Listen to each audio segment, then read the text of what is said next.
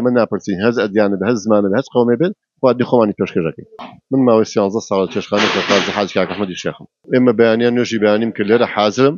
هەتاکو سەعات 10 شەو لێرە ئیشەکان بکەم ئەو خواردنانەی کە هەمانە لێرە برنج و فاسۆلیا و مریشکە ناو بەناو گۆشتی حیوانیشی تێدەکەوێت بە ڕەمەزانە بەڵام بەغێر ڕەمەزان هەموو ڕۆژێ خواردنمان هەیە هەموو چینی فەقیر و هەژارە هەموو نوعێکی تایە ئێمە ناپرسین هەز ئەدیانە بە هەز زمانە بە هەز قەومێ بێت خواردنی خۆمانی پێشکەشەکەین لە مزگەوتی خانەقای مەحوی هەیە لە مزگەوتی مەحویش هەیە بەڵام بەو شێوەی ئێرەنیا ڕێژەیەکی زۆر کەمیان هەیە ئەوان طبعاً بە تاکید هاوڵاتیان بەوانە زۆر دڵخۆشن لەبەرەوە کابراریەت مەسەلەن لێرە ئێمە بە 200 ڕۆیەت خواردنێکی جوانی پاکتەمیز خەینە بەردەسی و ئەڕاتەوە لە عایلەکەی سفری بێ دەڕازێنن و نانی خۆی دەخۆ لە کاتژمێر چەنەوە خواردن دەدەن بە خەڵک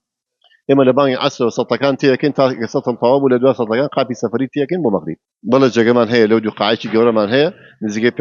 زیاتر لە 600 نەفەر ئەگرێت ئەو خەڵکانی کە نان دەخۆن ئەڕات و خەڵکی کە ئەتە جێگەیان حاجی سەرجەم خواردنەکان خۆ دروستیەکەی